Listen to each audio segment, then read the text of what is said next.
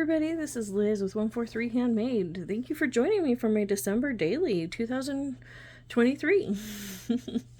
So, today we're going to talk about pot holders. They're a quick, easy thing to sew for a last minute gift idea. This was an idea that I got semi from Pinterest.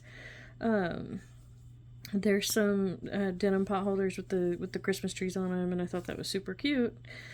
And I tried to do like a kind of a raw edge little trim thing here that I had this idea and I thought it was going to work great. Not so much. So I don't know that that's a good idea, but I'm glad that I tried it because now I know, and so learn with everyone. And I will still use this. I'm going to trim it up and maybe sew the edges a little bit better or something. I don't know. I'll finagle it until I like it. And then I did this one. This one's super easy. And this is really big. This is more like a hot mat, but you can easily do this whatever size. This one as well. And I'm going to show you how to do that basic style, but I also did some of these guys with the pockets. I still have to put the binding on this one, but there's that one. So I've been playing with pot holders, for the last couple of days. This one's almost done. I'm going to hand stitch the binding down, but I wanted to be able to show you guys the layers, so I haven't done that yet. But today we're going to focus on this style. I'm going to push everything back out of our way. There we go. On this style, because this one's super easy and you can customize it however you want. This one's very well used in my kitchen. These are stains, the scorch marks.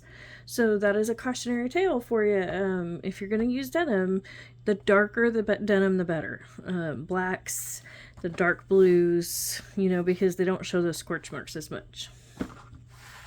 So this is what we're going to do. I do not measure this at all. I just take the pants and rough cut them down to this point. And I like to cut this seam off just to be nice on my sewing machine, On this one I didn't because it was just too close right here. And I went ahead and did it. And that's why I know that I don't want to do that. So now I'm picking pockets that have, a bigger space there.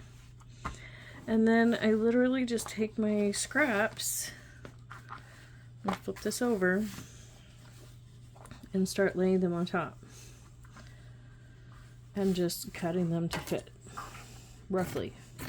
Doesn't even have to fit perfect right now. You will trim it up. And you do want your layers, like pretty even. Like I don't really want to use such a small piece right here.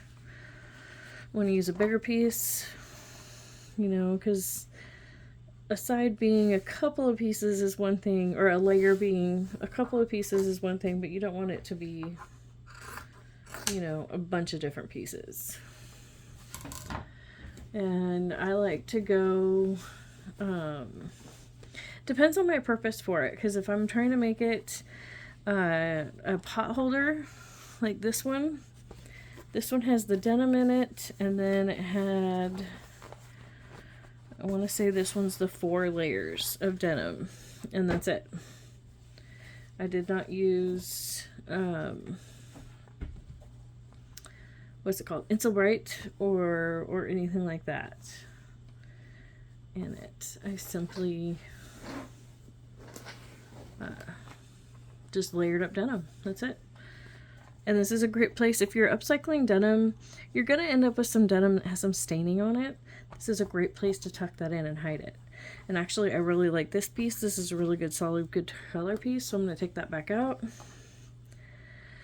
And I'm going to use this piece that's not quite as pretty colored.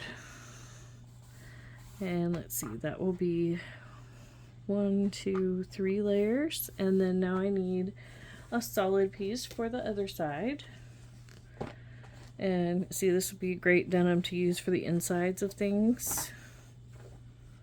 And at this point, you can use, whatever you want. You can use a piece of fabric, to do some theming.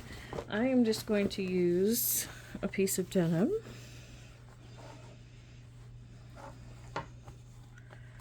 And I'm just going to flip everything over so I can see my layers again. see what's happening.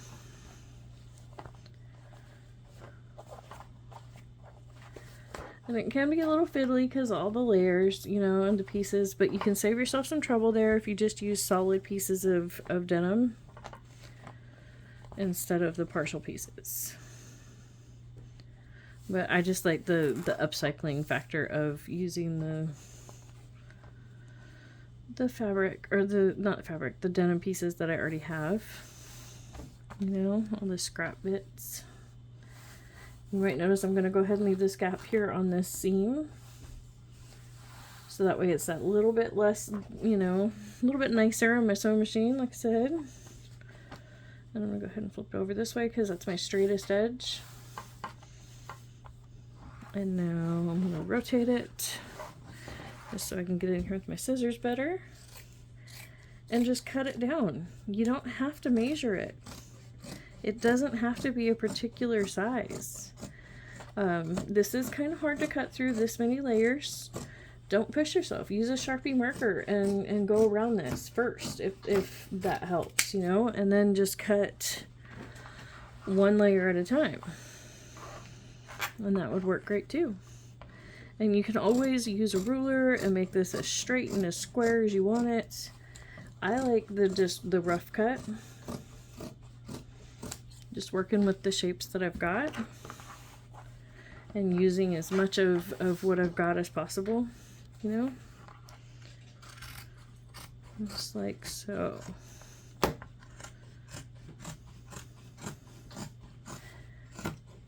And here we go. Now what I did, sorry, on this one is I simply took it to the machine at this point and I ran a stitch just around the pocket to hold the layers together, and then I did the binding around the outside, and that's it. You have yourself a pot holder with the pocket. And I put my hangy thingy on this side so that when it's hanging, the pocket is upside down, so that way like any crumbs or anything like that you get in there, they're more likely to fall out. You're less likely to have, you know, have it fill up with ickies. That was my idea of hanging it like that. So I hope you guys enjoyed that. I hope you guys got some inspiration. You know, you don't need expensive products. You don't need to measure everything out and be super precise. I would say that doing your binding, it is easiest to do binding if you do take the time to have a consistent width strip. Whether that strip's 2 inches, 2.5 inches, 3 inches, you know, 1.5 inches, whatever your width is, just have it be consistent the whole way. And thank you for joining me. I can't tell you how much I appreciate every single minute we spend together. And I just thank you so much for all the growth that my channel has seen this year. And I look forward to next year.